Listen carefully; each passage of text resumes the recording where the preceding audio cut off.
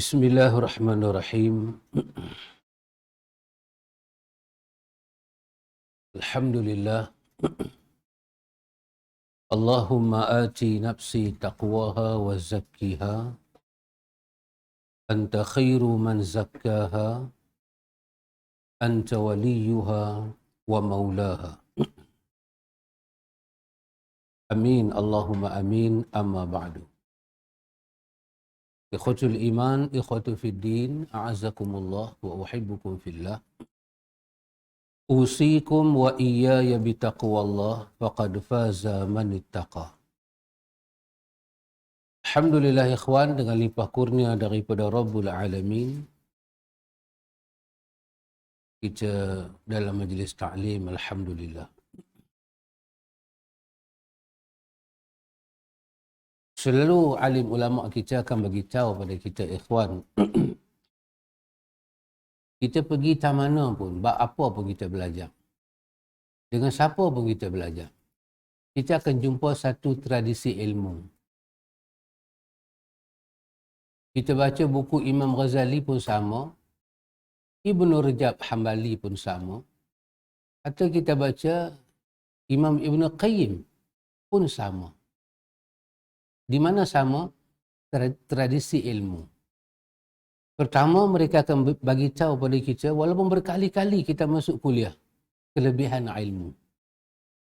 Kelebihan ilmu ni tak akan ditinggal.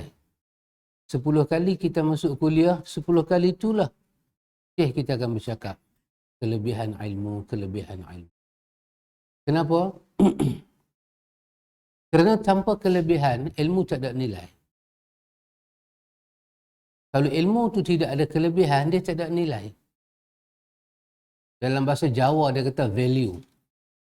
Itu bahasa Jawa. Sekali kita tengok orang putih kata apa? Tengok Jawa tu. Dia kata value. Ya. Emas mesti ada nilai. Kalau dia tak ada nilai, dia bukan emas. Walaupun warna dia warna emas. Maka bila orang semak-semak, dia tak ada value. Nak jual tak laku. Dan nak pakai tak ada manfaat. Manfaat dia, manfaat apa? Tunjuk ke orang je.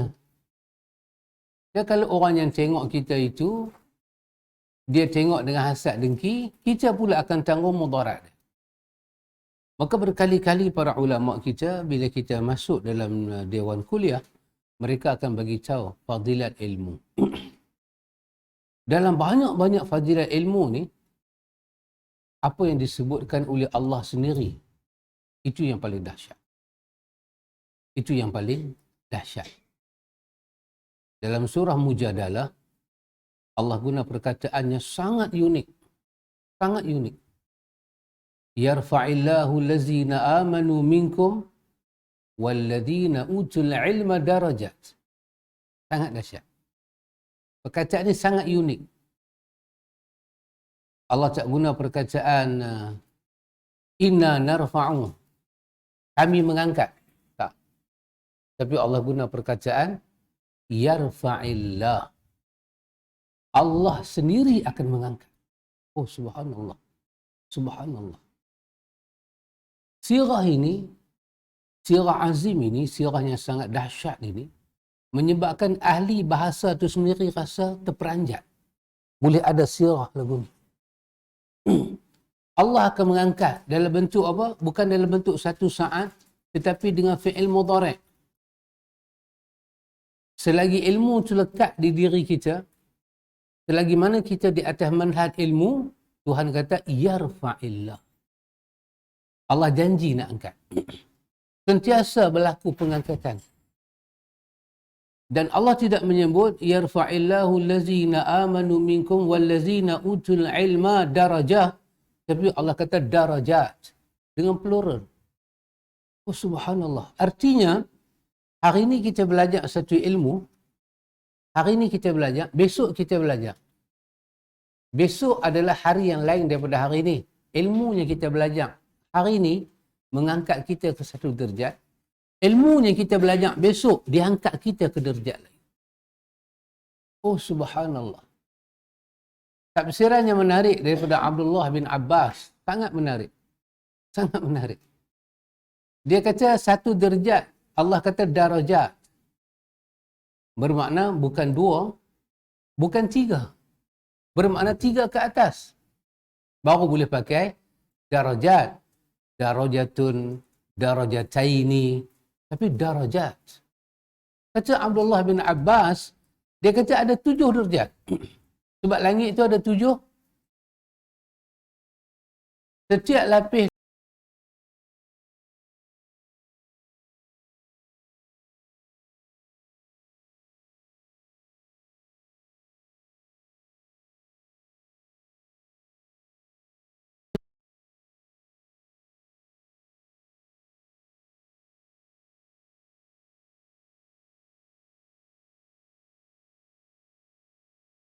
yang kata dia wallahi mustahil akan akan dapat diburu oleh ahli-ahli yang jahil. Martabat orang alim mustahil. Dan kenapa jadi semustahil tu? Kerana Allah menggunakan perkataan yarfa'illah. Apa yang Tuhan buat, hamba dia tak boleh follow. Hamba dia tak boleh potong Tuhan. Yarfa'illah, Allah yang nak angkat. Bersesuaian dengan Allah itu al-a'la, maha tinggi. Sabbihisma rabbikal a'la.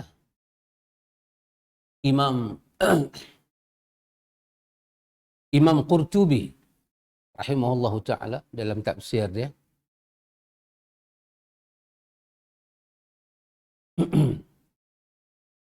saya ni kuliah cara orang tua-tua, minta maaf lah. Umur-umur pencen lagu ni lah kami punya kuliah. Kami tak mudah. Jadi kalau mengantuk tu tidur je lah, tak ada apa-apa pun. Imam Qurtubi menarik, ya, subhanallah, dalam tafsir dia. Ketika dia sampai pada surah ni, Sabbihisma rabbikal a'la. Ayat pertama ni, dia cerita. Dia cerita, Imam Qurtubi kata, Allah Jalla wa'ala menciptakan arash. Arash Allah. Ditanggung oleh 8 malaikat. Arash Allah. Besar arash Allah. Makhluk yang paling besar, makhluk yang paling tinggi, makhluk yang paling cantik Allah cipta arash. Oh subhanallah. Arash ni makhluk paling besar. Langit, satu langit ni besar. Oh, tak tahu. Kita ni akhwan duduk di bawah langit pertama ni. Tak sampai langit. Kita di bawah langit. Kita tahta sama. Atas kita tu langit pertama. Ceiling langit pertama. Kita duduk tengok. Tak sampai pun. Allah gantung bulan, gantung matahari, gantung macam-macam planet, kawakib. Indah ni tak tahu nak abang. Punya cantik Allah buat. Sangat cantik. Tadi Abdullah bin Abbas kata, satu ke sini nak ke sana, 500 tahun. Kita di dunia ni masih duk pakai kilometer. Abdullah bin Abbas kata, nur. Nur, dia kata, kiraannya pakai cahaya. Orang Jawa kata light. Orang Jawa ni dah dahsyat. Dia kata pakai cahaya. Subhanallah. Kenapa pakai cahaya? Kalau pakai kilo, tak boleh hambat. Kerana malaikat yang Allah amanahkan duk perhati langit bumi ni, mereka daripada nur. Allah buat daripada cahaya. Dia duduk dari langit, dia tengok Nabi di bumi, summa dana fatadalla. Dia teringat aja nak pergi ke Nabi, terus dia sampai. Dia kalau nak pakai satu kenderaan, nak pakai buruk, agak tak sampai. Subhanallah. Nur. Cahaya. Allah, kita himpunlah 7 petala langit ni. Kata Imam Qurtubi, Allah bagi kesaksian kepada kita, baru sama dengan satu kursi dia. Wasi'a kursiyuhu samawati wal ard. Satu kursi sama dengan 7 petala langit. Besar mana kursi tu? Oh, ya Allah. Subhanallah. Lepas tu, di atas kursi, Allah letak arash. Ar-Rahmanu 'alal 'arsy istawa. Sudah. Orang tanya pada Imam Nasafi, pengasas akidah Nasafiyah. Dia ada kitab akidah Nasafi. Orang tanya pada Imam Nasafi, macam mana kita nak tengok perbezaan di antara langit, kursi dan arah. Imam Nasafi kata seperti mana gelang, letak atas talam, letak tengah padang. Ambil gelang tangan, letak atas talam. Talam hak duk makan ramai-ramai tu, letak gelang atas talam, letak talam tengah padang. Gelang masa bubuh di tangan, besar mana dia jadi? Banding cincin. Besarlah gelang, dia boleh masuk lengan. Tapi bila gelang tu duduk atas talam, keluasan talam jauh lagi besar. Talam tu pula letak atas padang. Padang jauh lagi besar. Maka gelang tu ibarat 7 petala langit dan bumi. Talam ibarat kursi. Arash ibarat padang yang luas. Oh, subhanallah. Maka Allah istawa alal arsy. Di atas Tuhan sudah tidak ada apa-apa. Sudah tidak ada makhluk. Tuhan menandingi makhluk dia. Summa stawa alal arsy. Perkataan dia ala. Dia guna perkataan ala. Orang Arab semua faham perkataan ni. Kecuali Arab yang tak faham, dia tak mau faham, ambil pergi kat dia. Semua orang faham. Menunjukkan di atas Allah tu sifat ulu. Allah paling tinggi. Allah paling atas. Di bawah Allah ni ada satu makhluk dia paling besar. Nama Arash. Ada 8 malaikat duk pikul. Kata Imam Qurtubi, Allah arahkan satu malaikat. Terbang. Buka semua sayap dia yang ada. Dalam surah Fatir kan. Malaikat tu uli ajnihah mathna wa thulatha wa ruba'. Buka satu kanan, satu kiri. 2 kanan, 2 kiri. Buka semua sayap yang dia ada. Terbang daripada satu tiang ke satu tiang. Tak sampai. Buka tu semua terbang tak sampai. Tiang tu duk nampak tapi tak sampai. Tak sampai. Allah suruh dia terbang. Suruh dia terbang. Kata Imam Qurtubi, ada riwayat daripada Abdullah bin Abbas. Orang tanya Abdullah bin Abbas, lama mana malaikat terbang tu? Abdullah bin Abbas kata 20,000 tahun. Tapi bukan tahun kita lah. Malaikat tak pakai bintang dan matahari. Tak sampai. Tiba-tiba Allah kata sepatah pada malaikat. Allah kata tasbih pada aku. Malaikat kata subhanallah. Terus dia sampai ke ujung tiang. Fadilat subhanallah.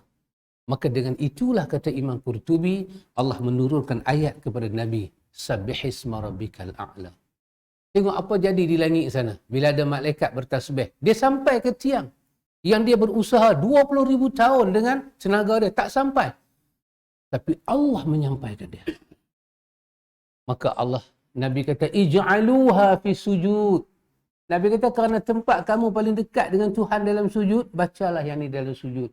Subhana rabbiyal a'la. Maka Allah menyatakan, yarfa'illahu allazina amanu minkum wallazina utul ilma. Allah mengangkat martabat orang-orang yang berilmu, beriman dan berilmu kepada beberapa derajat. Subhanallah, ikhwan. Kata Ibn Rajab Hambali, ada perkara bersifat sam'iyat, ada perkara bersifat nazari. Ada benda bersifat kita dengar, kita percaya, kita yakin berdasarkan dalil dan nas. Ini benda-benda yang telinga je dengar. Mata tak nampak. Malaikat, arah ni semua tak biasa. NASA pun tak biasa jumpa lagi arah. NASA duk jumpa cakap-cakap lagu ni. Kita dengar, kita beriman. Allazina yu'minuna bil ghaib. Tapi ada benda dia kata nazari. Benda kita boleh tengok dengan mata dan fikir dengan akal. Dia daruri. Benda tu dapat dibuktikan dengan akal. Kata Imam Ibn Rajab Hambali, kerana ilmu ni dahsyat. Kerana ilmu ni datang daripada Allah. Al-Ali. Allah Ta'ala itu Al-Ali. Maha tinggi. Al-ilm. Alim. Sumber ilmu daripada dia. Dia maha mengetahui. Bukan saja dia mengetahui, dia alimun khabir. Khabir pun mengetahui, alim pun mengetahui. Alimul khabir. Allah centum dua. Dia mengetahui yang nampak dan dia mengetahui yang Dia tahu. Dia tahu benda yang sir dan jahar. Dan dia tahu benda sir macam dia tahu benda jahar. Tak tersembunyi, tak terlindung. Alimul ghaibi wasyahadah. Maka sampai hari akhirat Allah kata, fayunabbi'ukum. Kami akan bongkarkan balik apa yang kami tahu tentang kamu. Bagi kamu tahu balik apa yang kami tahu. Subhanallah. Ikhwan, benda yang paling nak kata takut pun tak lah. Tapi benda yang paling unik dalam dunia ni, tahu tak apa dia? Apabila satu orang, kita ambil contoh lelaki bini. Bini dia tahu apa lelaki dia buat. Tapi lelaki tak tahu, bini tahu. Ini benda paling best. Paling best. Kita tahu apa anak kita buat. Tapi anak kita tak tahu, kita tahu apa dia buat. Kita duk tanya kat dia kan. Pergi mana? Dia kata pergi tuition. Takkan balik pukul 6. Hang keluar rumah pukul 11.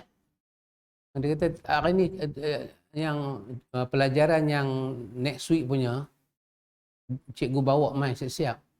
Maybe next week tak ada kelas. Oh. Dia tak tahu, kita tahu, dia tipu.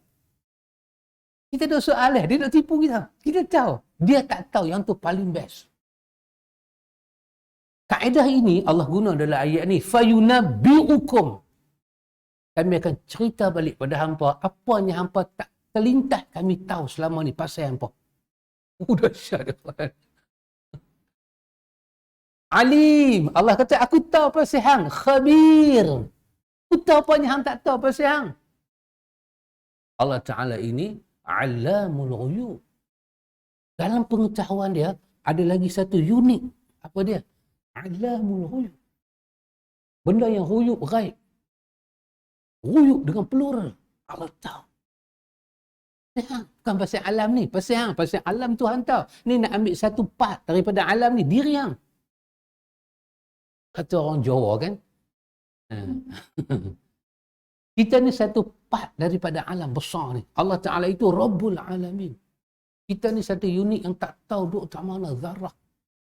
Mithqala zarrah. Mithqal. Mithqal maksudnya apa? Saqil, berat.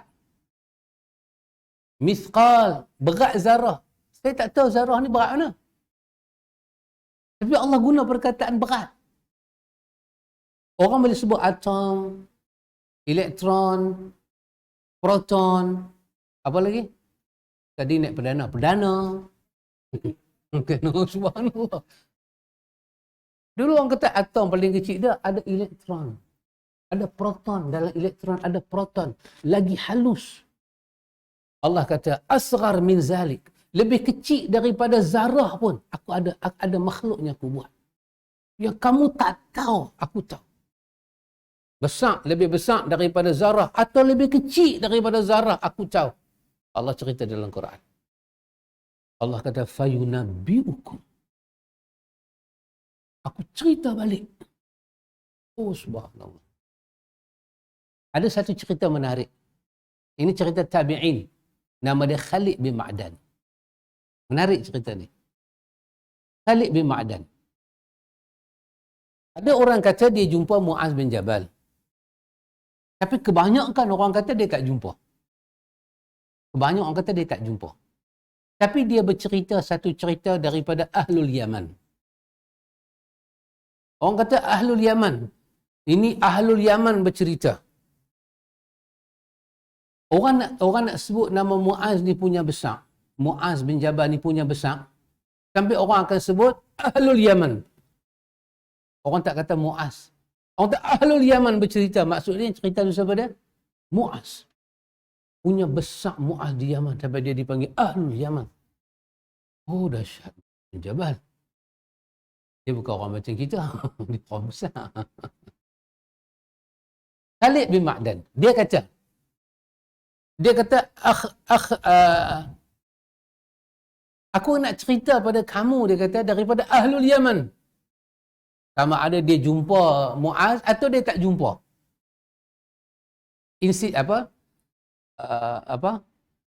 Dia boleh jadilah lagu tu. Baik. Tapi saya nak ambil cerita tu. Cerita tu menarik.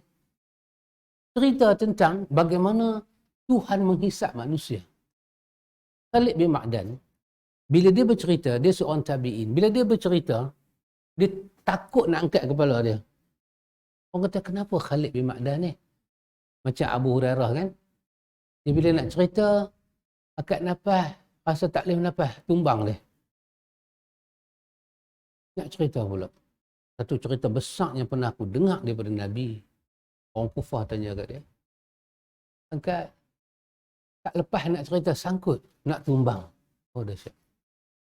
Khalid bin Ma'dan. Ingat nama ni, nah? Nama dia Khalid bin Ma'dan. Ingat nama ini. Dia seorang peguam bela. Sulaiman akhlak.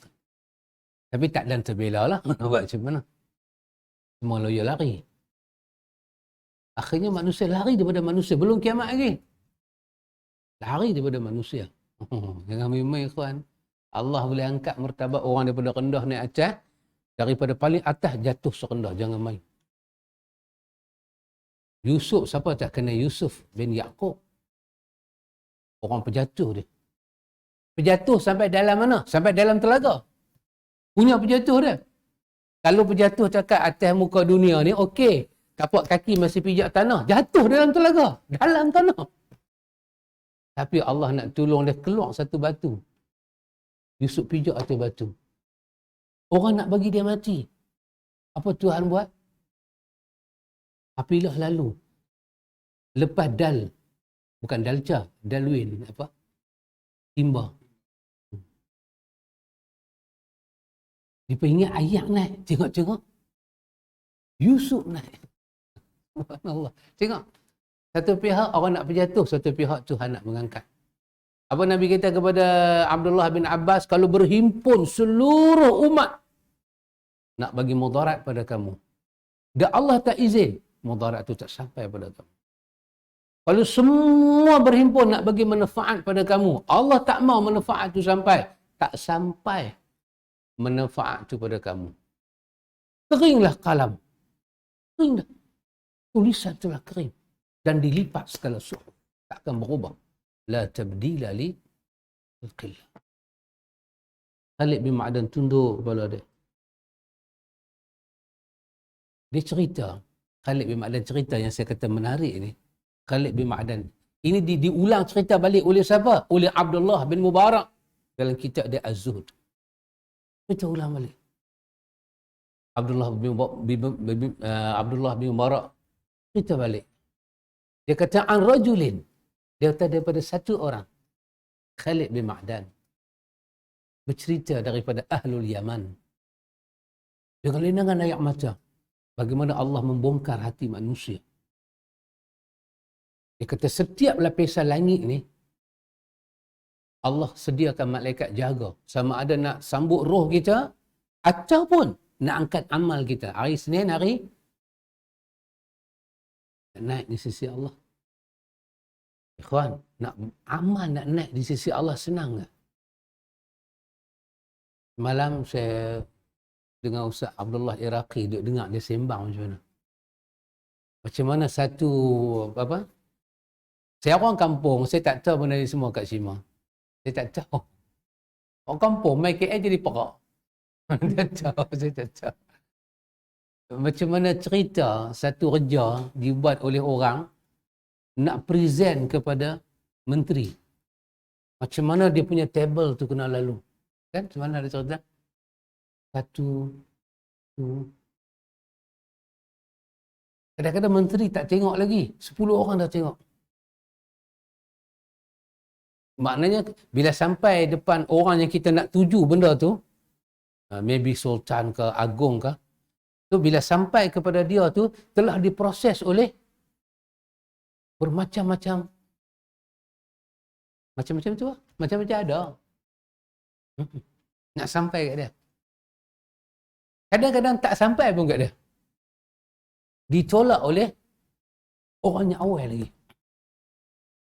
Oh, dahsyat. Itu urusan dunia. Kita nak jemput orang besar-besar mai tempat kita. Nak panggil wakil rakyat ke, YB ke, tambah-tambah menteri. Prosedur tu, sorak tu kena sampai meja ni, sampai meja ni. Last sekali sampai pada PA dia. Kalau kadang dia pun tak tahu orang jemput dia. Kalau PA dia rasa tak memenuhi jadual, PA tolak lagu tu tanpa bagi tahu kat dia. Oh subhanallah. Kenapa dia telah amanahkan PA dia buat kerja? Tambahlah daripada rakyat ni nak buat sesuatu, nak hantar kepada duli tuanku. Lagilah jangan main. Kita bukan beli kedah istana, dia dah pagar. Dekat pagar pula ada orang jaga. Bukan guard biasa. Bapa polisi. Bukan guard biasa. Itu pagar dia. Hak di dalam tu, polis tu pula kena randuk jauh jalan nak pergi pintu dalam tu. Ada pula yang jaga. Ini hadrat Rabbul Alamin. Allah letak malaikat. Malam Mi'raj kan? Nabi sampai langit pertama, Jibril kata, buka lah. Malaikat tanya, siapa tu dengan? Dia tanya. Ini Muhammad. Buka, jumpa satu Nabi. Naik lagi jumpa satu Nabi. Naik lagi jumpa satu Nabi. Awak Tuhan tak boleh angkat terus. Dah. Itu cerita Allah susun kemuliaan. Allah buat lagu tu. Wal malaikatu saffan saffa. Malaikat berbaris-baris. Kenapa malaikat berbaris-baris? Nak menunggu Tuhan. Wa jaa rabbuka wal malaku saffan saffa. Allahu akbar. Jaa rabbuka. Telah datanglah Rabb. Malaikat bersaf-saf. Bila Allah angkat amal kita. Amal kita. Kita belum diangkat lagi amal kita.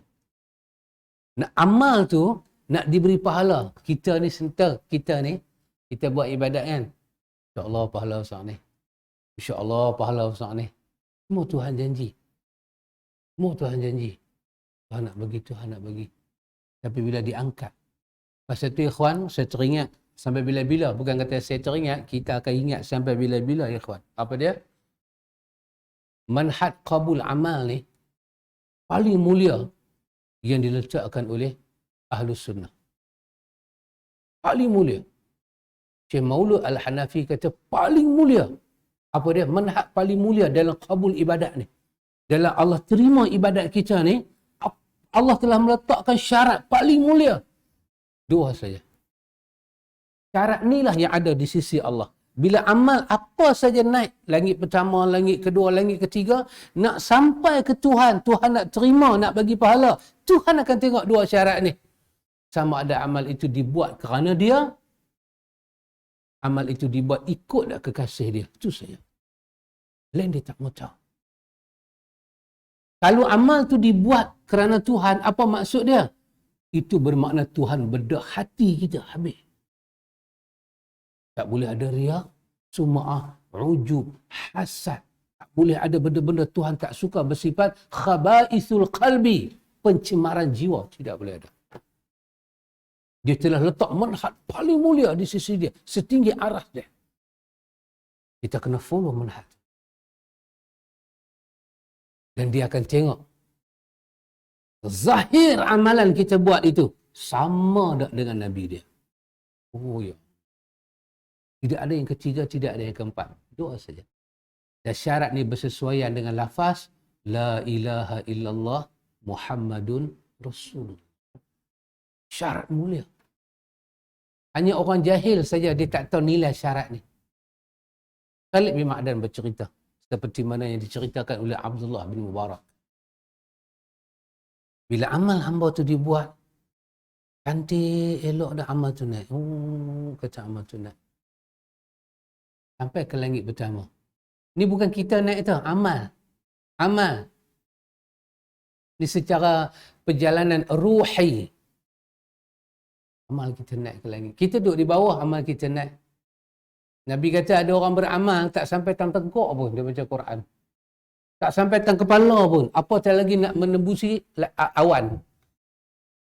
Dalam Al-Quran Allah cerita tentang ada orang la tufattahu lahum abwabus sama. Allah tak buka pintu langit nak terima amal dia. Abdullah bin Abbas kata apa dia? Allah tak buka pintu langit untuk kabul amal dia dan tak buka pintu langit terima roh dia.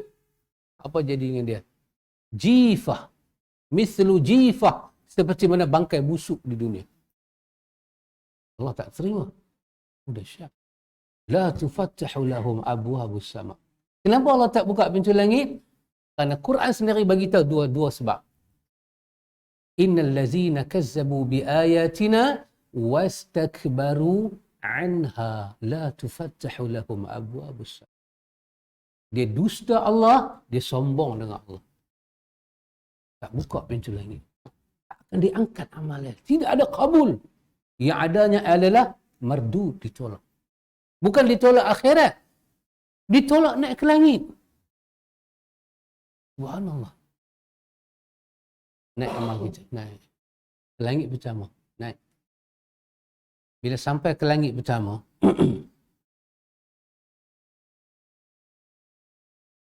bila sampai ke langit pertama,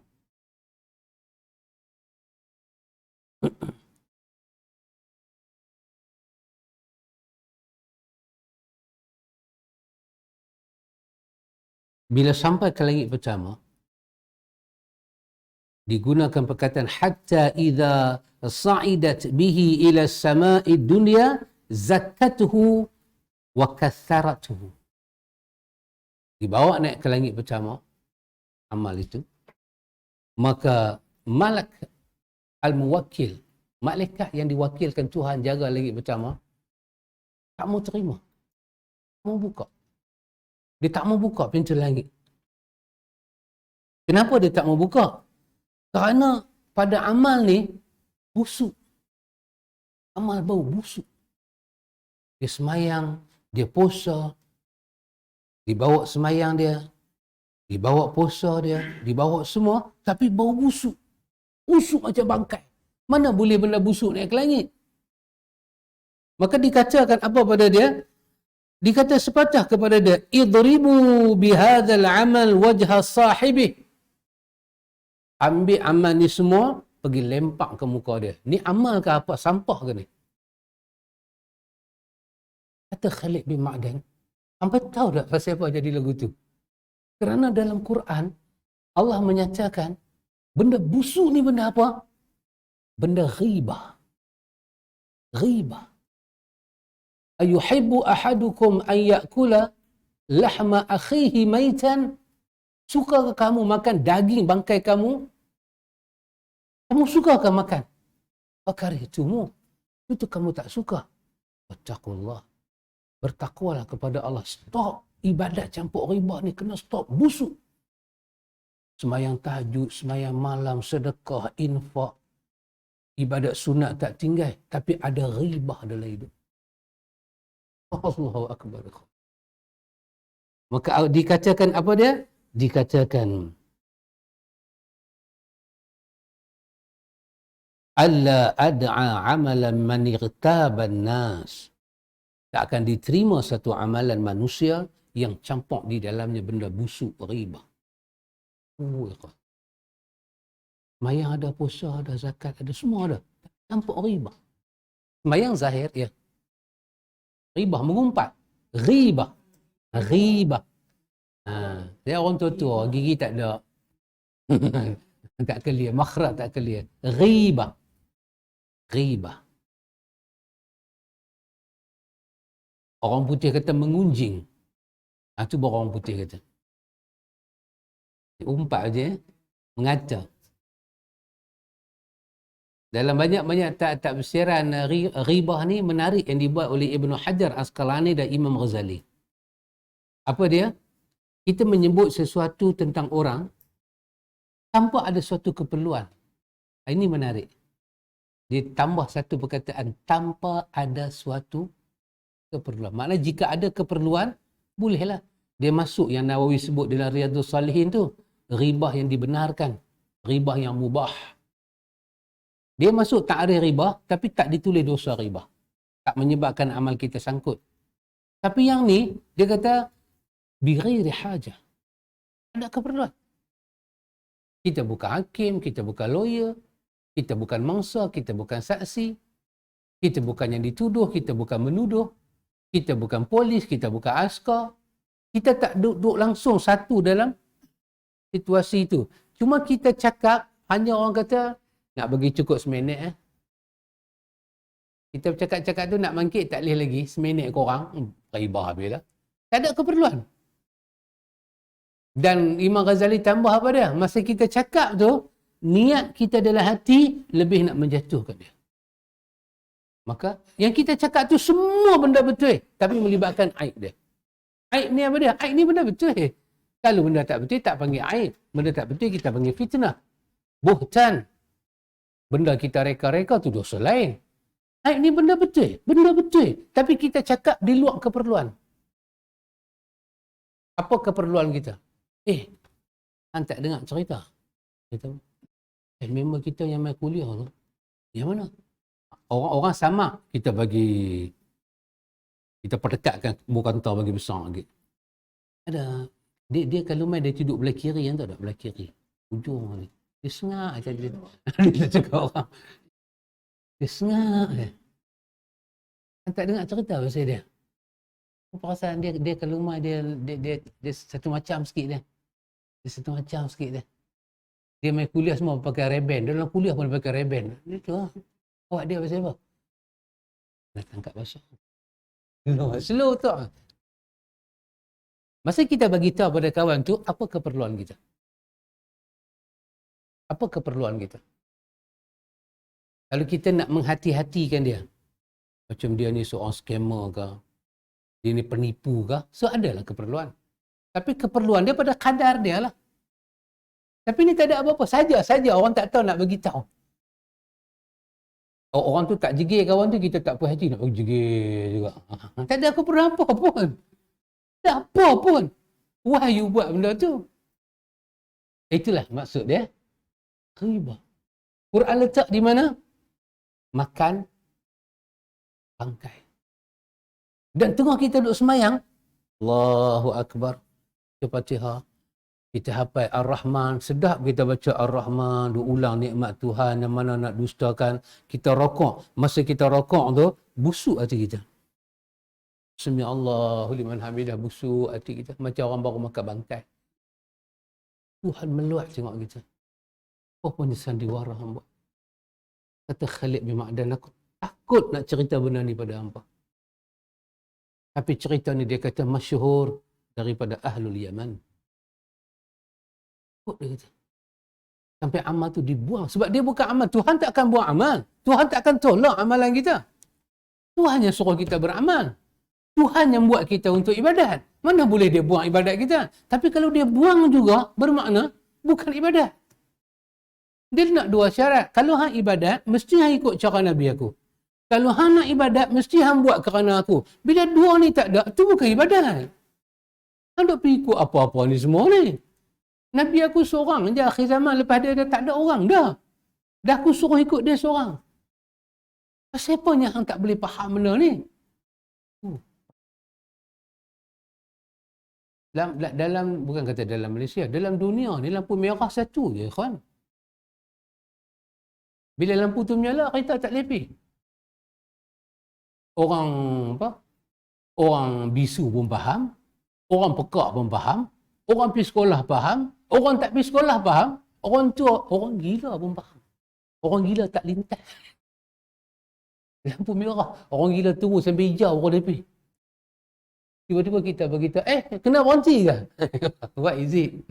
What is it? Apa ni? Allah hantar Muhammad bin Abdullah seorang je. Allah suruh ikut dia. Uswatun hasanah dia. Dah Allah bagi tahu. Liman kana yarjullah. Siapa yang nak berjumpa dengan Allah, ikut Muhammad. Siapa yang nak berjumpa dengan Allah, ikut Muhammad. Siapa yang nak tunjuk cinta pada Allah, ikut Muhammad. Bukan ikut orang lain. Apa yang anda tak faham? Kalau ada 10 Muhammad, lain lah. Tapi kita tak pernah keliru. Berapa banyak orang dalam dunia ni, lepas daripada Nabi Muhammad wafat, nama dia Muhammad. Tak pernah ke orang keliru yang tu, ni kan Nabi Muhammad, dia tu kan Nabi Muhammad. Orang tak pernah keliru. Orang tahu Muhammad tu satu. Yang ada wa asyhadu anna Muhammadan Rasul, satu kan. Tak pernah keliru. Tapi macam mana hang boleh keliru? Tuhan keliru benda yang tak patut keliru. Tak patut keliru. Tak kala nasi dengan padi tak kena.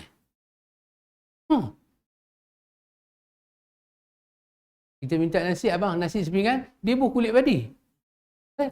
Ambil betul. Takkan aku bodoh ambil tahu tu. Aku minta nasi bukan minta padi. Dia kata, asal mana nasi? Dia tanya kita. Daripada beras. Beras duduk tahu lah. Punggah. Ini soalan bodoh. Stupid question. Kata orang Jawa. Bodoh sangat. Asal ikut Muhammad. Ramai orang nama Muhammad. Tapi Muhammad yang maksum yang mana? Muhammad yang ada mukjizat Al-Quran yang mana? Muhammad yang Raufur Rahim yang mana? Muhammad yang Allah dan malaikat berselawat padanya yang mana?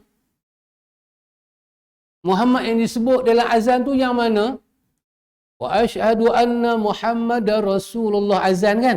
Semua orang nama Muhammad. Oh, nama aku. Tak ada.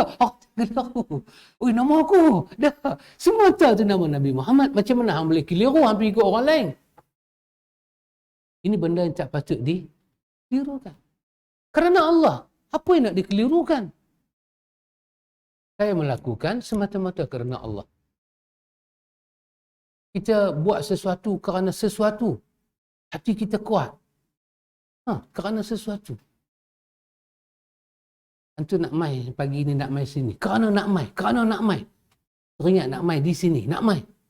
Banyak lagi kita kata tempat-tempat lain. Sepanjang nak mai jumpa Starbucks, jumpa Coffee Bean, jumpa macam-macam. Singgah pun. Bahkan tempat tu lebih menarik. Ada mocha, ada latte. Dahsyat. Tak tertarik pun. Mai sini mengantuk. Tengok dah mamak dia mengantuk. Aku bagi tajuk lain, dia tak sampai tajuk lagi. Dia duduk kono tak habis-habis lagi. Subhanallah. Dah pergi 12 dah. Subhanallah. Kenapa kita tak tertarik? Kerana kita ada matlamat, kasat. Kita ada kasat. Kasat kita ke situ. Kasat kita menuju Allah. Hati kita menuju Allah. Dan nak menuju Allah, macam Imam Ibn Qayyim kata, jalan dia satu sahaja. Bukan ada 10. Walaupun jalan yang akan kita jumpa tu berpuluh-puluh, tapi jalan menuju Muhammad itu satu saja. Dan signboard dia, Muhammad. Kita nak main ke sini. Saya daripada utara nak main sini, jumpa macam-macam signboard. Dia bawa Ipoh, dia bawa Sungai Siput. Macam-macam signboard. Kenapa saya tak masuk? Semua tu jalan. Belah kanan, belah kiri. Tak lagi dia kata U-turn. Kenapa kita tak ikut? Sebab kita bukan nak pergi situ, kan? Perjalanan kita nak pilih, kita nak menuju Allah. Bukan menuju pujian, bukan menuju sanjungan, bukan menuju itu, bukan menuju ini. Jalan kita jelas. Ibn Qayyim kata jelas. Ditutup semua pintu. Hanya dibuka satu pintu. Pintu yang Muhammad berada padanya. Itu saja. Jadi bila amal kita diangkat, nak pergi kepada Tuhan, Tuhan nak tengok dua benda ni.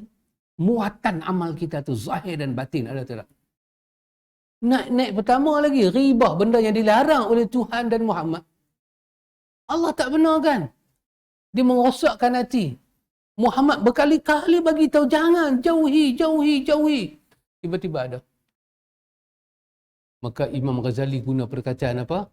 Khaba'isul qalbi. Khaba'is. Benda paling kotor duduk dalam diri kita. Kita masuk tandas, kita kata Allahumma inni a'udzubika minal khubuthi wal khaba'ith. Ghazali ambil perkataan tu, dia tambah khaba'isul qalbi. Khaba'is. Khubus wal khaba'ith. Itu apa kita terjemah? Cuba terjemah sendiri tengok. Allahumma inni a'udzubika minal khubuthi wal khaba'ith. Apa dia? Tiba-tiba khaba'ith tu duduk dalam hati kita. Khaba'ith pertama pintu langit. Lepas, tak lepas. Tak dibuka. Tapi ada orang, bila dicek, kata Khalid bin Ma'dan, bila dicek, Alhamdulillah, lulus dia. Tak ada. Dia tidak ada khaba'is. Alhamdulillah. Alhamdulillah. Maka naiklah dia ke langit dunia. Langit yang kedua. Amalan dia diangkat pada hatta tablugha bihi ila sama'i thaniyah. Sampailah. Lulus. Bersih amalan daripada ghibah. Naik langit kedua.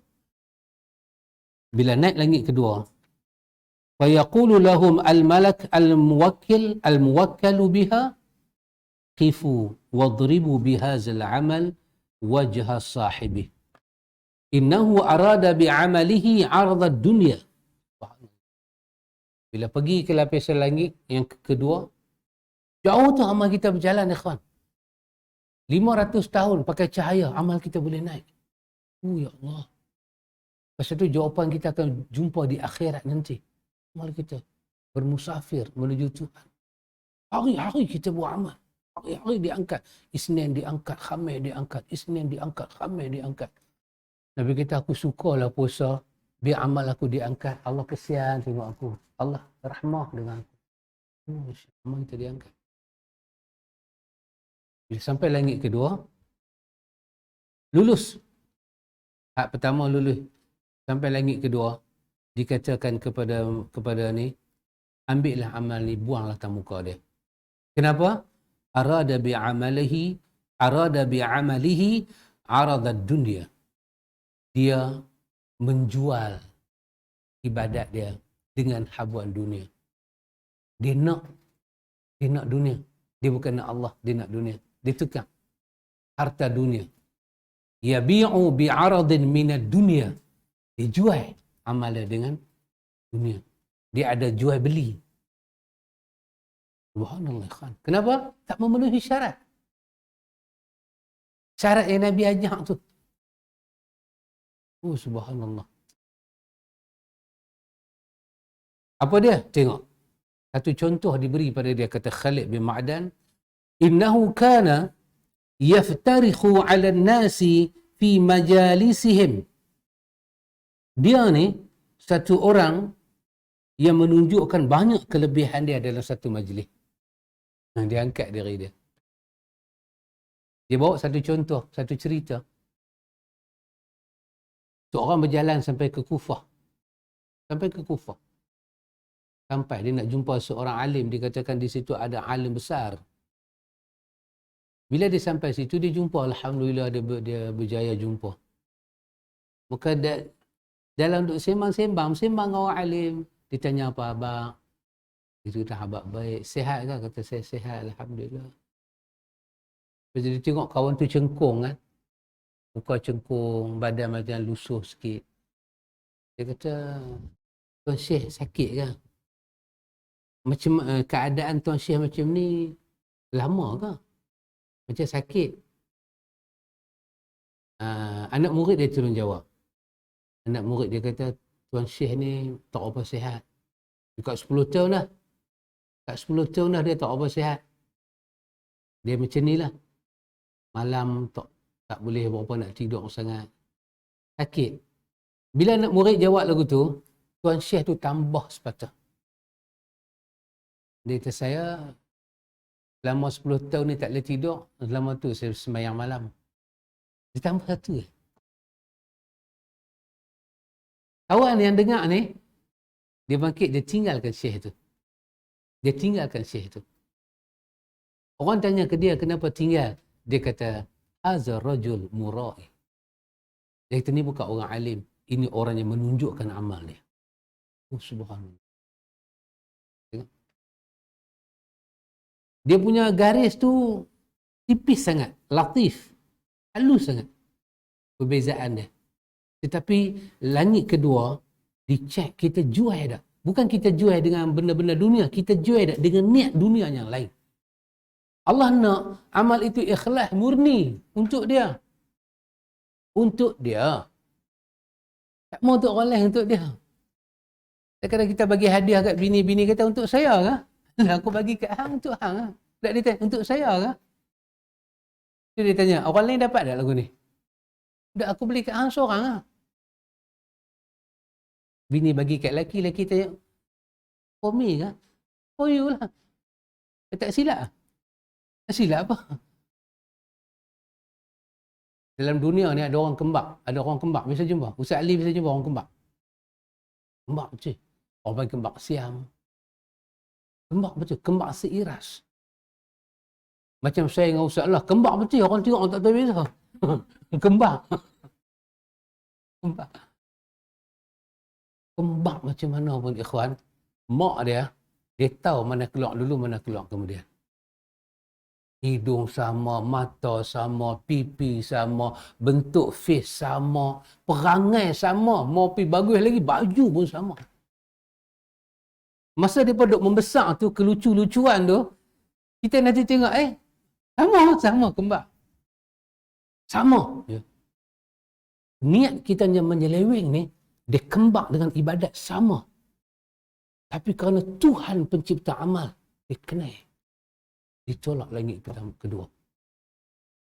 Orang lain tanya, mana kakak, mana adik, mana abang? Siapa tak boleh jawab? Bidan yang sambut pun keliru. Siapa keluar dulu tadi ni? Mak dia cakap. Mak dia kenal. Nah abang, suara sama. Suara sama. Seperti mana Cik Norma tanya dekat Harun kan? Kita pernah jumpa ke? Harun kata tak pernah, mungkin kembang kot. Mungkin pelanduk dua serupa. Kan Haji Mahfuz kata, pelanduk dua serupa. Tuhan kenal kau. Kita main ibadat ke dia, hati kita mau dia ke, hati kita tak mau dia. Bukan kata Tuhan, kita adalah rumah tangga, boleh tak? Perubahan hati suami, perubahan hati isteri. Cara dia letak nasi, kita tak? Marah semacam. Mulut dia tak kata marah pun. Tapi cara dia letak tu, boom.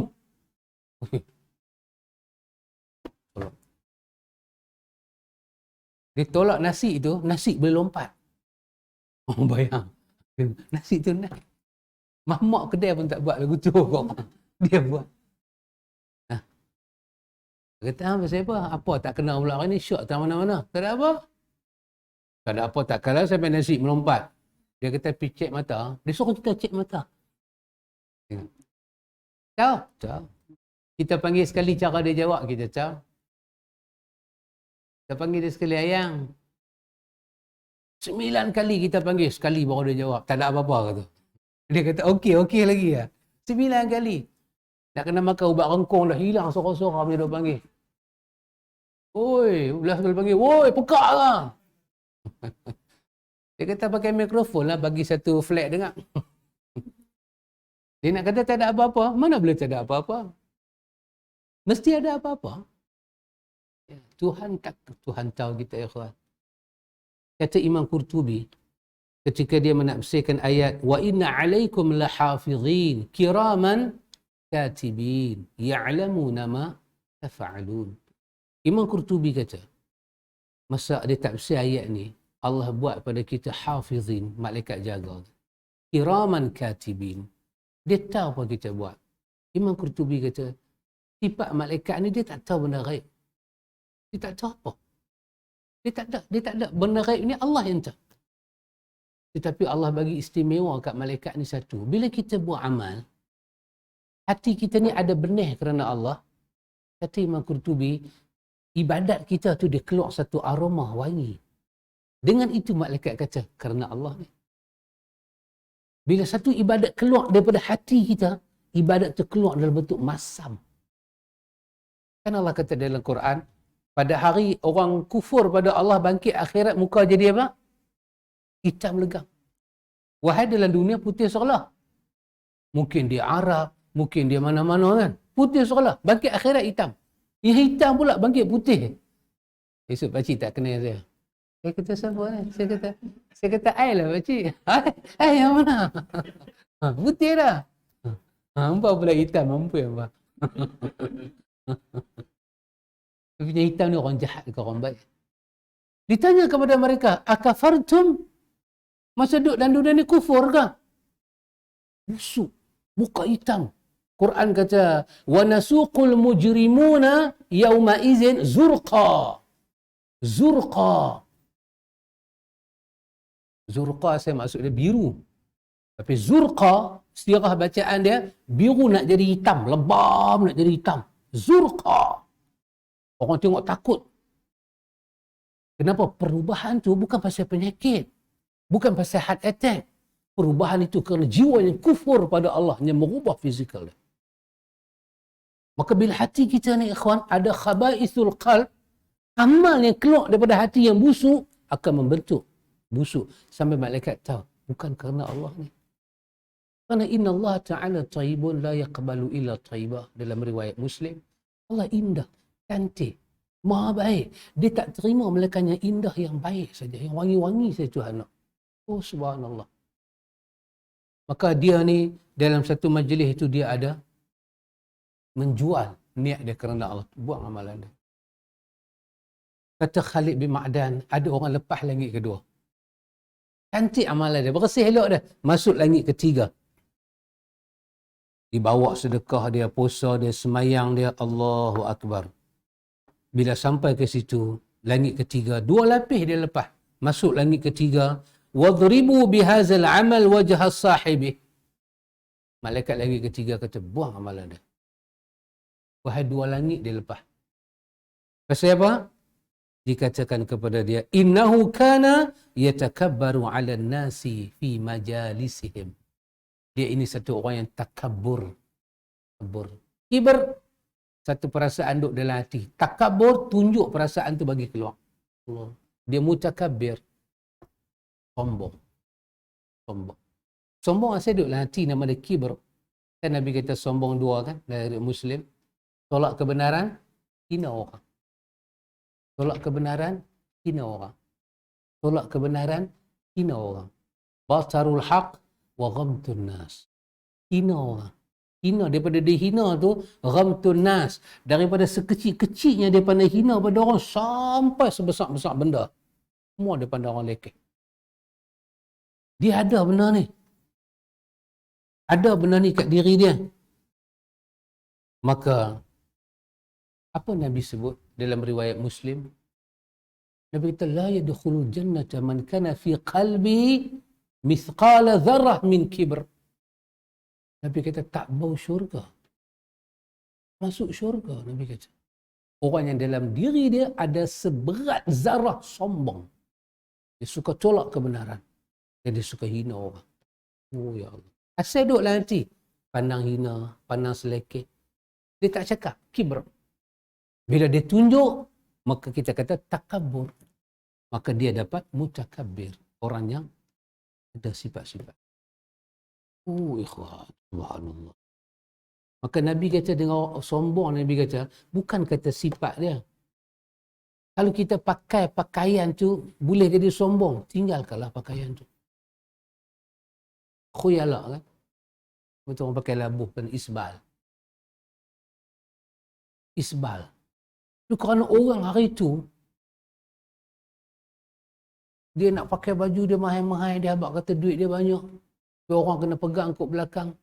Ciri tu Nabi kata. Tak salah dekati ciri tu. Jauhilah ciri tu. Bukan mesti orang pakai labuh tu sombong tak. Tapi dia ciri. Kalau hang boleh jaga, hang selamatlah. Tapi kalau hang lebih baik jauhilah ciri tu. Jangan dekat. Kerana Allah, pasal apa? Allah guna perkataan apa? Allah kata, Al-kibriya'u ridai wal 'azamatu izari. Sombong itu selendang aku. Dan kebesaran itu adalah pakaian aku.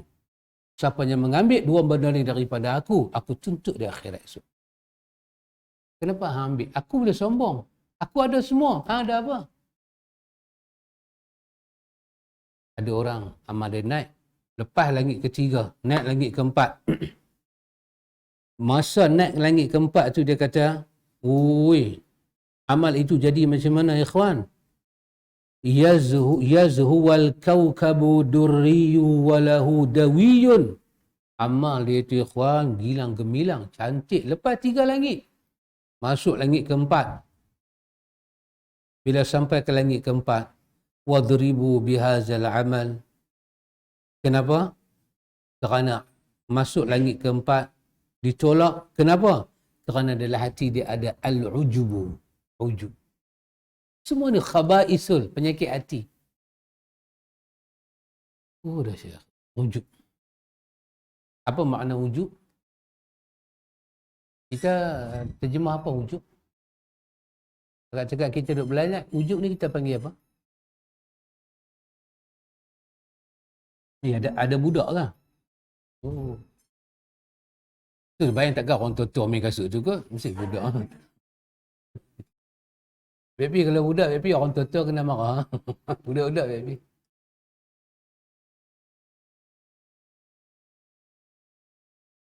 Wujud ni kan biasa kita panggil apa? Kita kata syok sendiri. Kagum sendiri. I'jabul mar'i bi nafsihi kan. Satu orang tu rasa dahsyat aku. Dahsyat lah, aku boleh semayang tahajud seminggu. Jalan-jalan orang tak lebat ni hujan pula. Dahsyat. Kita kata wujud kan. Mungkinlah, saya tak tahu, mungkinlah itu wujud. Tetapi wujud makna asal, wujud makna asal, mungkin yang tu bahagian wujud kot. Tapi wujud ni makna asal dia merujuk pada apa? Dia merujuk pada satu orang yang dia merasakan dia berdiri dengan tulang empat kerak dia yang tanpa bantuan Tuhan. Dia kagum dengan usaha dia. Wujud. Semayang, usaha. Dalam riwayat Nabi ajak kepada kita satu doa kan yang masyhur. Allahumma a'inni ala zikrika, syukrika wa husni ibadati. Minta zikrika, syukrika wa husni. Tapi dia punya mubtada dia a'inni. Ya Allah, tolong saya. Tolong saya. Ya. Tolong saya. Kenapa nak tolong ikhwan? Ni, kursi ni. Daripada kita ni, ada tak orang yang tak boleh angkat? Lagi kita bubar kan? Ada tak siapa? Ada tak orang tak boleh angkat? Orang tua lah kot. Macam budak tadi duduk pipik tu, dia tak boleh. Tapi kita ni, biasa walaupun ada kecil mana tinggi sikit. Tapi takat kursi ni, boleh angkat tak? Kan? Kalau orang kata pergi angkat, kita boleh angkat lah. Tak perlu ingat apa-apa. Pergi angkat lah. Dia macam cawan ni. Kolej macam ni. Kolej kosong. Tak, saya fikir, saya boleh angkat kan, saya tak boleh angkat. Nak fikir apa? Angkat je lah. Ringan. Betul? Ringan. Confident kita boleh angkat. Di atas riang kita. Ya. Itu makna asal wujud. Boleh buat sesuatu tanpa pertolongan siapa-siapa. Itu asal makna wujud. Kita menampakkan kemampuan kita. Aku mampu angkat. Jangan tolong aku. Biasa ni orang muda. Orang tua-tua biasa dia nanti tengok siapa orang muda boleh angkat. Orang muda biasa, tak apa, makcik duduk saya angkat. Dengan makcik pun saya boleh angkat. Kemampuan. Bila ada orang lain nak tolong dia kata, mai aku tolong, jangan. Benda besar ang tolong, benda kecil dia tak boleh tolong, malu ke orang. Dia ada kemampuan untuk angkat. Bila dia mengharapkan pertolongan orang, bermakna dia tak kuat. Kan? Wujud bermakna hati kita memandang diri kita tidak memerlukan pertolongan. Kita boleh buat sendiri. Itu wujud. Kenapa? Kerana sebenarnya kita memerlukan pertolongan Tuhan. Dengan pertolongan Tuhanlah kita boleh buat ibadat. Kerana dia tolong kita lah kita boleh ikhlas. Tidak ada satu ibadat kita buat tanpa dia tak tolong. Wujud ni, satu orang merasakan aku boleh buat ibadat sendiri. Dan dia bukan nak lupa Tuhan. Seketika diri dia terlencong. Allah telah kapit dalam suratul Fatihah dua benda besar. Iyyaka na'budu, Allah kapit dengan wa iyyaka nasta'in. Allah kata Allah ajak kita hanya kepada dia kita beribadat. Dan dia kapit dengan waw. Waw tu bukan waw ataf. Dan bukan waw tartib. Tapi waw yang mengikat keduanya jadi satu. Dia bukan makna dan macam kita ataf. Kepada engkau sahaja aku sembah dan dah. Waw bukan tartib. Tapi dia nak mengikat makna. Kalau kau buat ibadat, kau tak minta tolong pada Allah, ibadat kau tak akan diterima. Dia sekali. Kerana ibadat dan nasta'in itu dia berada pada satu tempat. Tauhidul ibadah. Itu sekali. Allah ajak kita, setiap kali kita ibadat pada dia, hanya pada dia kita minta tolong. Bukan kita minta tolong, Allahumma rzuqni, rezekikan saya.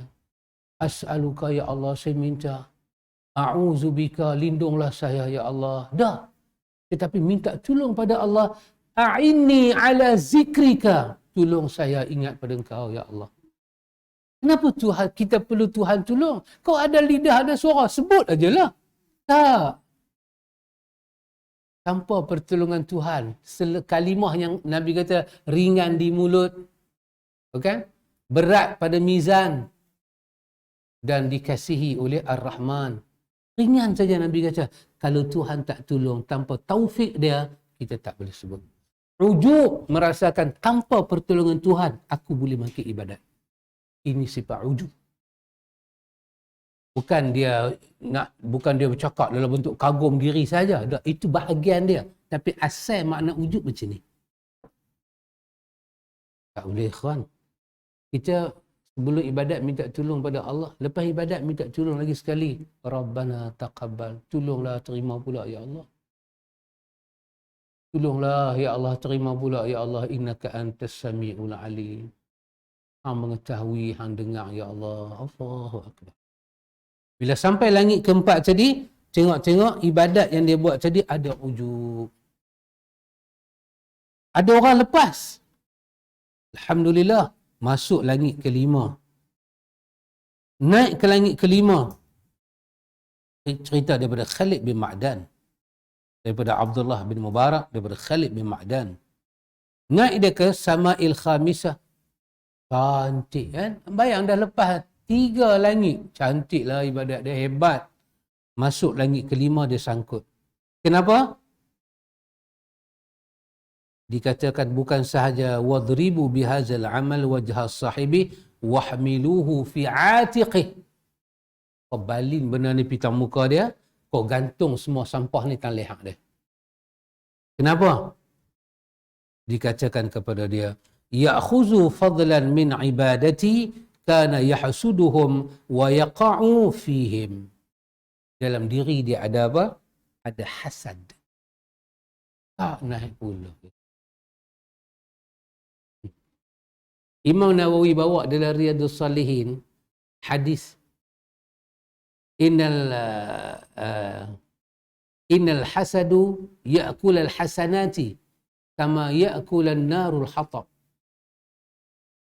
Hasad makan amal macam mana api makan kayu kering. Semua riwayat itu riwayat yang dhaif. Tetapi Nawawi kata makna dia dahsyat. Dia letak dalam Riyadhus Salihin dalam bab hasad. Habis amal kita dimakan.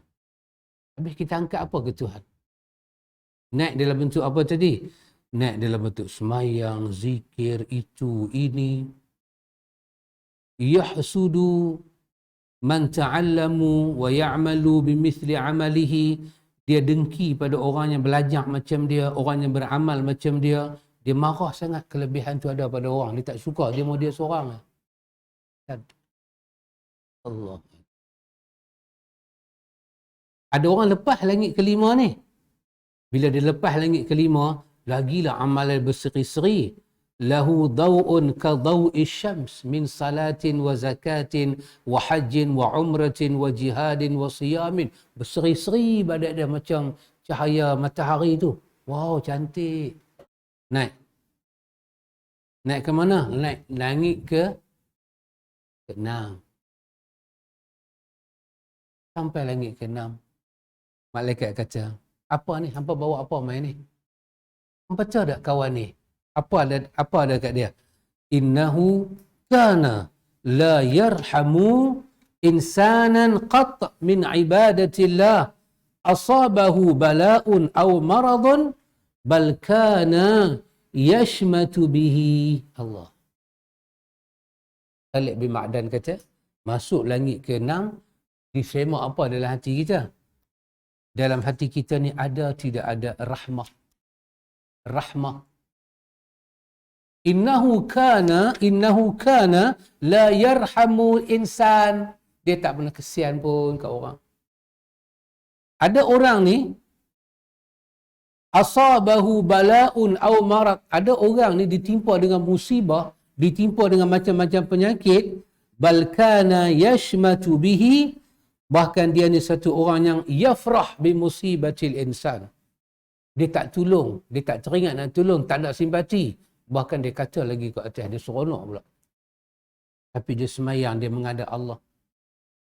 Macam mana mal ni kami nak bawa pergi tunjuk dekat Tuhan? Kami sendiri dah tak boleh nak tengok. Macam mana nak pergi tunjuk ke Tuhan? Merepet apa ni? Allah. Syed ikhwan. Sebab apa Nabi sebut dalam riwayat? Tak sempurna iman kita kan? Selagi kita tidak kasih saudara kita macam kita kasih diri sendiri. Tolong charity orang. Allahu Akbar. Bukan pasal apa, pasal kita mengharapkan amal kita diangkat. Besar-besar ibadat ni kalau Allah boleh angkatlah ibadat kita, terimalah ya Allah. Macam Ustaz lah duk cerita semalam kan. Kalaulah kita punya paper kita buat boleh sampai pada orang yang kita tuju tu, sampai kat dia. Dia terima ke dia tak terima lembab, sampai ke meja dia, dia tengok pun kita dah puas dah. Daripada sampai ke table tak tentu hala dia pun duduk tolak. Allahu Akbar. Ya. Dunia kan? Punya dunia macam tu. Mula atas table, lepas tu under table. Sekarang table lah anggap dia. Habis dah tak ada table dah. Dulu sama-sama. Lah tanya terus, saya tak dapat apa kah? Tanya terus. Dah hilang dah al-haya, dah tak ada dah. Dalam sistem pentadbiran tak ada haya. Tak ada, orang dah tak tahu malu dah. Tanya terus. Di mana? Takkan tak ada apa kot. Kita mau buat bodoh. Apa dia tu? Dia tendang kita keluar gitu. Ada orang lepas mana ni? Masuk ke langit ke bila? Masuk ke langit yang ke-7. Oh ya Allah. Kadawai an-nahli. Dahsyat. Amal dia cantik ya kan. Dia arak macam lebah. Dia bayangkan.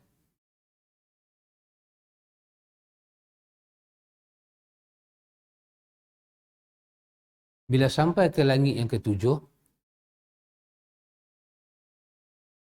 kata malaikat yang jaga itu, Khalid bin Ma'dan cerita, ditapis apa? Dikata pada dia, wadribu bihi jawarihahu waqfilu bihi ala qalbihi. Dia kata, ambil semua amalan ni, pergi buang ke diri dia, tampak ke tubuh badan dia, waqfilu kata kepada dia, waqfilu kata kepada dia, hampa nampak orang ni buat ibadat, buat itu, buat ini, tapi dalam hati dia apa pun tak ada pasal Tuhan. Kosong mutlak. Tak ada apa. Dahsyat. Satu pun yang dia buat ni, nak kata tak ada apa. Innama arada bi'amalihi ghairallah. Dengan amal yang banyak ni, dia tidak mengharapkan apa-apa. Cuma apa yang ada pada dia? Wa kullu amalin lam yakun lillah khalisan fahuwa riya'un. Apalah ni nak kata pada dia? Dalam hati perut dia, dikatakan, bukankah Allah hanya menerima amal daripada orang yang ikhlas? Tapi sekarang kenapa hati perut dia penuh dengan riak semacam-macam? Dia tak tahukah? Last sekali sebelum dibawa ke Tuhan, hati dia kena ada ikhlas. Dia kena beramal khalisan. Betul-betul untuk Tuhan. Tapi kenapa ada banyak sangat? La yaqbalullah amal al-mura'i. Allah tak terima amal orang yang riak. Dibuang amal tu ke diri orang tu. Masa dibuang tu, orang tu tak ada lah di situ. Ni amal diangkat, dicampak. Dia kata, tapi balik tak muka dia. Maka dikatakan, Khalid bin Ma'dan kata, ikhwan, dia kata Allah ni malaikat, Allah Ta'ala urus, Allah Ta'ala jadikan malaikat jaga hamba dia. Allah suruh malaikat jaga kita. Tetapi tahu tak Tuhan jaga apa? Tuhan jaga hati kita. Malaikat tak tahu. Allah suruh malaikat tengok kita, catat amal kita. Tapi hati kita, Tuhan yang berurusan. Allah Ta'ala itu raqib. Dia penjaga kita. Dia qarib.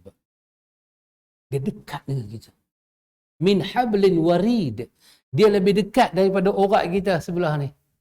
Hablin warid. Orat dengan kita ni kira jauh lagi. Tuhan lebih dekat daripada kita. Dia tahu pasal kita. Summa baka. Khalid bin Ma'dan cerita lagu ni, dia menangis teriak-teriak. Nangis teriak-teriak. Nangis sungguh-sungguh, dia kata. Dengan tangisannya sangat keras. Maka dia kata, kaifa li bin najah wal khalas min zalik. Macam manalah kita nak selamat dan bersih amal kita supaya Allah Ta'ala terima. Tak ada jalan lain melainkan kita kena ikhlas dan ikut Nabi Muhammad. Barulah kita sampai pada Tuhan. Allahu Akbar. Subhanallah. Kan? Inilah kita kata, ikhwan, perjuangan jiwa ni lebih besar daripada perjuangan. Sebab perjuangan kita dalam bentuk apa? Dalam bentuk luaran ni, ramai orang boleh tumpah manfaat. Tapi perjuangan kita, jiwa kita, belum tentu kita sendiri dapat manfaat. Kita kalau buat charity, sedekah ke apa, tentu dah orang dapat manfaat. Tentu dah. Susah, orang yang perlu pertolongan, orang dapat manfaat. Tapi belum tentu kita dapat manfaat. Ya. Kita semayang, belum tentu kita dapat manfaat. Kita semayang mayat orang mati, tentu orang mati dapat manfaat dengan doa orang yang begitu banyak. Tapi kitanya semayang mayat dia, belum tentu kita dapat manfaat. Kalau kita tak berjuang. Dan kita tak boleh harap dengan amal kita, yang mana-mana amal kita yang kita buat, yang kita tahu tak ada Allah di situ, kita tak boleh harap apa. Itu belum balik berjumpa Tuhan. Di sini. Di sini. Maka ulama-ulama kita, ikhwan, ulama kita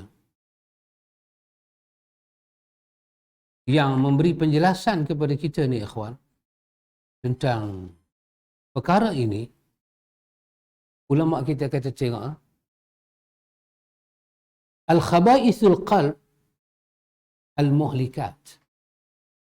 Khabaisul qalb, kekotoran hati ni, jiwa ni, dia benar-benar muhlikat. Dia adalah penghancur, pembinasa, perosak. Muhlikat. Mustahil hati kita hancur, kita tak hancur. Mustahil. Pasal kita sebati dengan jiwa kita. Rosak hati kita, rosaklah hakikat kita.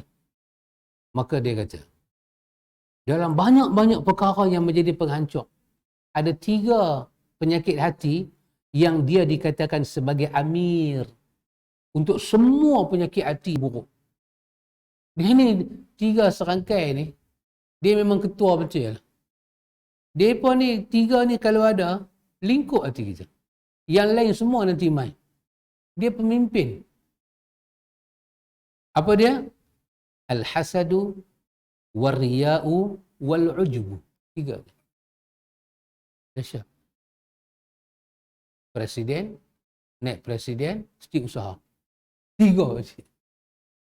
Hasad, riak, ujub. Kau tak guna.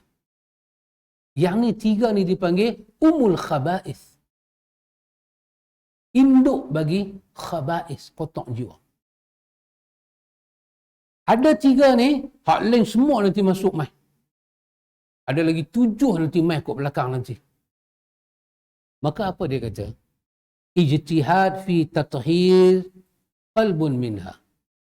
Diperlukan suatu kesungguhan untuk menyucikan hati daripada dia. Biniyatin salihah fit ta'allum al-ilmi. Diperlukan niat yang bersih dalam belajar ilmu. Faham? Niat kita kena bersih. Kita bukan nak buat apa-apa. Kita nak ambil ilmu tu, kita nak jaga diri kita. Ku anfusakum wa ahlikum nar. Ya. Itulah tujuan kita, bukan orang. Kita tak jaga orang tak apa. Sebab dia tuntutan kedua. Dia berada pada level kedua selepas yang pertama. Ku anfusakum wa ahlikum al-amru bil ma'ruf wa nahyu 'anil munkar. Nanti tengok Syekhul Islam kata, al-amru bil ma'ruf awal adalah ibda' bin nafsik. Tak dengan diri kita, al-amru bil ma'ruf nahyu 'anil munkar. Dan Tuhan letak di mana? Tuhan letak pada innas salah tatanha 'anil fahsya'i wal munkar. Allah kata kau jaga sembahyang dalam diri kau, nanti kau tercegah daripada fahsyak dan munkar. Allah yang letak. Manhaj itu Tuhan yang letak. Pasal itu kita kena sembahyang macam Nabi. Tak boleh sembahyang ikut suka. Falsafah dia ke, hikmah dia ke, zahir dia ke, batin dia ke, mesti macam Nabi. Sebab nak sampai level sembahyang tu kepada apa yang Tuhan nak. Tengok, amal kita dicek diri kita. Last sekali bila nak sampai ke hadrat ilahi, Tuhan hanya nak tengok 2 je. Dia tak mau dengar lah pasal ribah-ribah ni semua. Dia nak tahu 2 je. Hang ikhlas ada latihan kat aku, hang ikut Nabi aku dah. Kalau ada ikhlas, ribah ke, riak ke, hasad ke, apa ni semua takkan ada. Tapi kalau tak ada kerana aku, semua mak nenek nanti mai duduk dalam perut.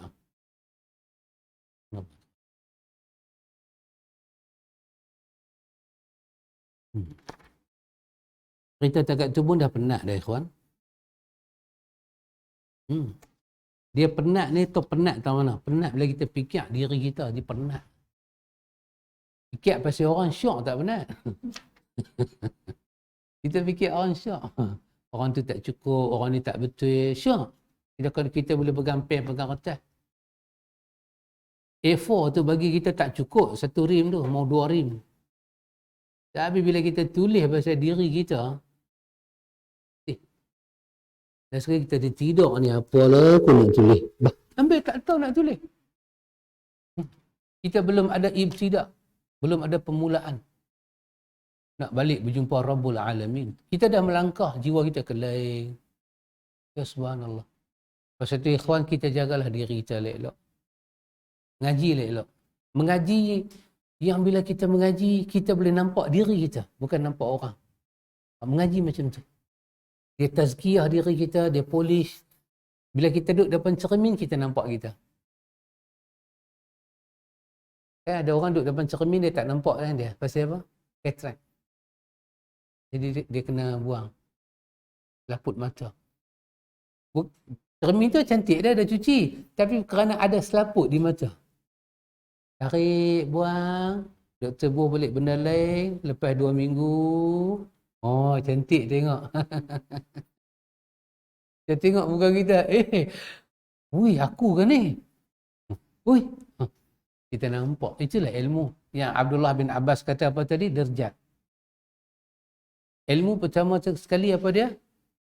Ilmu dengan makna ta'aruf. Ilmu dengan makna mengenal. Idraku syai' jaziman idrakan. Ini siapa kata? Syekh Utsaimin. Dalam buku dia, Kitabul Ilmi. Dia kata ilmu tu pertama apa dia? Idraku syai'. Dia ajak kita kenal sesuatu. Idrakan jaziman. Dengan mengetahui sebenar-benarnya. Dia ajak kita kenal. Pasal tu ilmu kena ada ta'rif, kena ada nama, kena ada fadilat, dan dia kena ada manfaat. Ilmu tu nak dipakai di mana? Ilmu tu kena ada sumber. Ilmu tu dipecah apa? Ini semua kena ada. Bila kita belajar, itulah menyebabkan kita nanti, bila kita belajar, kita nampak kita. Kita belajar, kita takut menghadap Tuhan. Kita belajar, kita bertambah khusyuk. Kita belajar, kita bertambah takwa. Seperti ayat dalam ayat yang kita duk baca kan berkaitan dengan ilmu. Ya Allah kata, innama yakhshallaha min ibadihi al-ulama. Abdullah bin Mas'ud kata apa dia? Tak dinamakan ilmu. Tak dinamakan ilmu. Kalau semakin kita belajar, sifat yang Tuhan kata dalam ayat ni tak ada. Apa dia? Yakhshallah. Maka Allah guna perkataan innama yakhshallah min ibadihi al-ulama. Al-ulama perkataan plural daripada orang yang belajar ilmu. Maka dia belajar, bertambah ilmu, bertambah derajat ilmu, bertambah keutamaan ilmu, berlaku tazkiyah hati dia, dia makin rapat masuk ke Tuhan. Makin takut ke Tuhan. Dia makin kenal Nabi dia. Dia makin beramal bersungguh-sungguh. Dan dia mencari Tuhan. Dia memburu jiwa dia berjumpa dengan Tuhan. Ya, Ibn Qayyim kata sebagai madarijus salikin. Kita ada langkah-langkah. Lepas selangkah, naik selangkah. Lepas selangkah, naik selangkah. Oh, begitulah hidayah Rabbul Alamin. Allahu Akbar, Allahu Akbar. Cukuplah dekat itu. Orang tua-tua, pendek-pendek sudahlah. Ada nak tanya ke? Ya, Sima.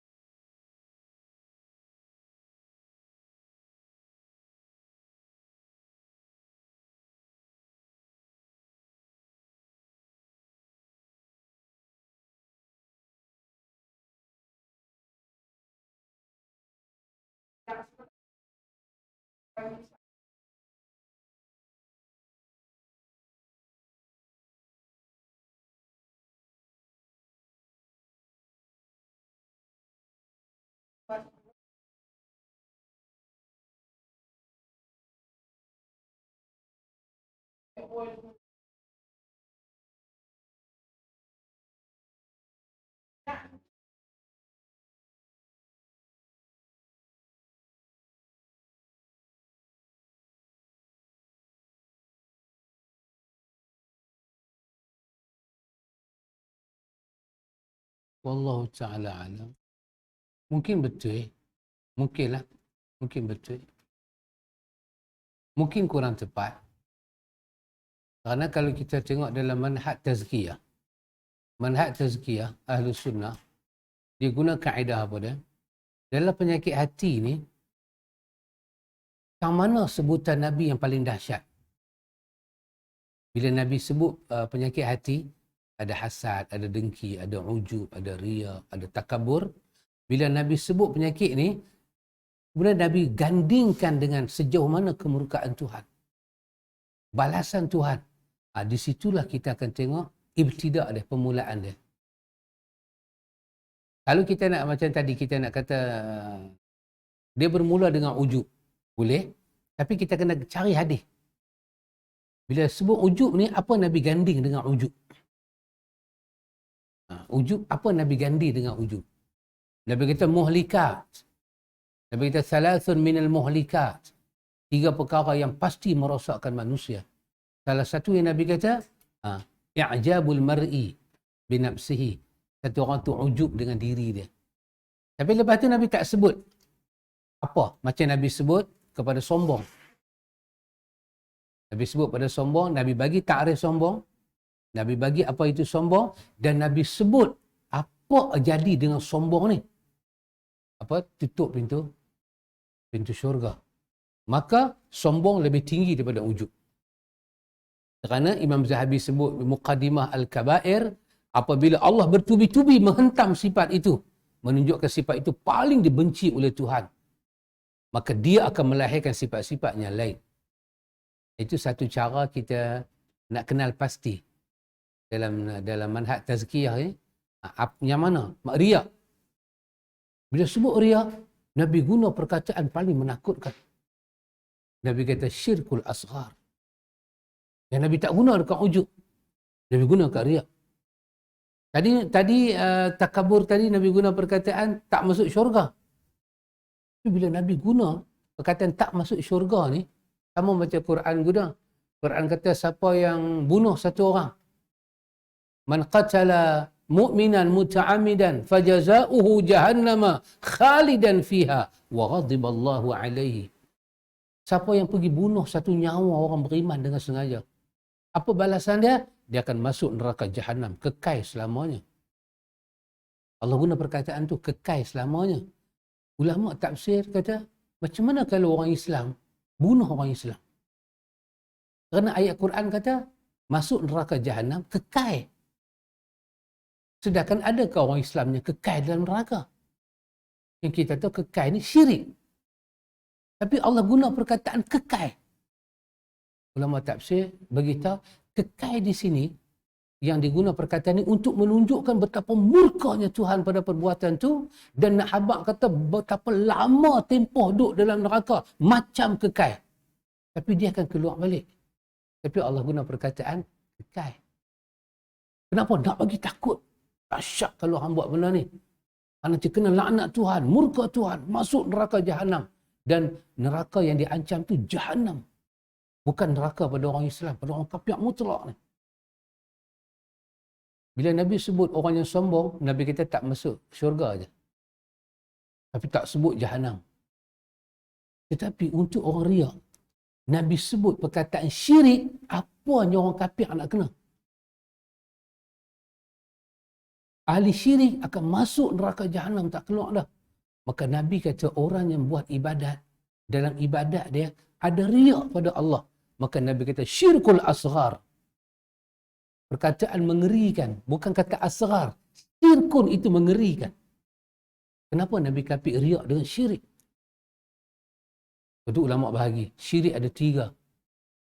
Syirik pada rububiyah, uluhiyah, dan syirik pada riak. Syirik riak ni, syirik kecil ni, dia duduk ketiga daripada 2 syirik akbar. Dia dipanggil asghar.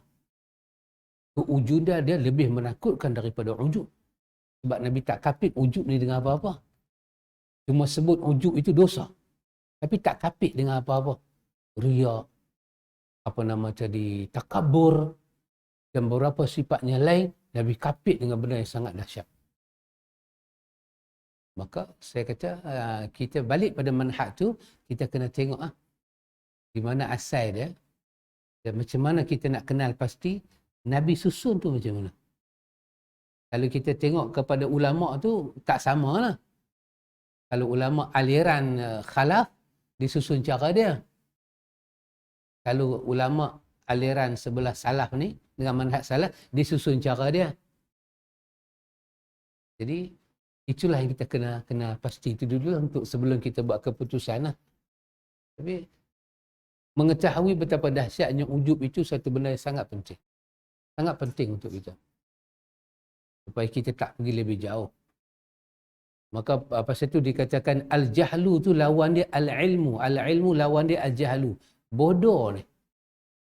Bodoh kesan. Bahkan kita juga tak tahu tanda ujub. Juga tidak tahu takrif ujub. Kita tak tahu takrif dia. Kita ada ingat kagum dengan amal sahaja. Tapi kita tak pernah merasakan Allah tolong kita dalam ibadat. Itu juga bahagian daripada ujub. Dan kalau kita melepaskan diri daripada bantuan Tuhan, itu juga boleh masuk dalam syirkul asghar. Maka itu kena dia. Pasal itu beramal seperti pesan yang dibuat oleh tokoh besar Fudail bin Iyad. Abu Ali Fudail bin Iyad, seorang qadi besar, ketika orang tanya pada dia, apa beza syirik dengan riak? Apa beza syirik dengan riak? Dia kata, tarkul amal khaufan riak. Dia kata, riak itu apa dia? Riak. Meninggalkan amal kerana takut riak, maka itu riak. Kata orang tinggal amal kerana takut riak, itulah riak. Tetapi bila kau beramal bukan kerana Allah, dia kata syirik. Itu pembahagian Abu Ali Fudail bin Iyad. Imam Az-Zahabi ambil berkenan dengan dia punya sebutan ni, letak dalam kitab dia Al-Kabair, depan-depan bab syirik. Dia letak ketika dia bahagi syirik pada dua, dia letak perkataan Abu Ali Fudail bin Iyad. Ada orang macam lawan dengan Abu Ali ni, orang kata beramal tapi bukan kerana Allah, itulah riak. Dia jawab unik. Dia kata tak. Kalau kau meninggalkan satu amal kerana takut riak, itulah kau dapat dosa riak. Tetapi bila kau beramal bukan kerana Allah, itu confirm syirik yang Allah benci. Maka syirik di dalam ibadat nama dia riak, di dalam tauhid nama dia syirik akbar. Di sana kalau dia duduk dalam tauhid, rosak tauhid kau, keluar pada Islam. Kalau dia duduk dalam ibadat nama dia riak, Tuhan tolak semua ibadat. Maka kalau tengok secara Abu Ali Fudail bin Iyad, cara dia tu, dia nak letak dosa hati yang paling bahaya adalah syirik. Apa adalah riak. Dia melahirkan semua di bawah. Kerana riak itulah dia tak mau persaingan, datang hasad. Kerana riak itulah dia nak tunjuk kelebihan dia, jadi ujub. Dan dia sampai peringkat nak pertahan kelebihan dia, jadi sombong. Itu kalau mengikut Abu Ali Fudail bin Iyad. Tapi benda tu masih boleh dibincangkan. Kita tengok dekat mana kita boleh belajar pun tidak ada masalah apa-apa. Boleh kat Simana? Ya, alhamdulillah. Wallahu a'lam. Alhamdulillah, tak usah tanya apa. Pukul 1 dah. Lawak pukul 1. Terima kasihlah banyak-banyak kerana berjemput saya ni, orang yang serba kekurangan ini. Terima kasih Kak Shima dan suami. Ada orang ni nampak biasa-biasa je pakcik, tapi orang besar-besar. Dia pun ni semua profesor pakcik. Yang selekeh ni saya seorang je pakcik. Allah. Allah sentiasa menyimpan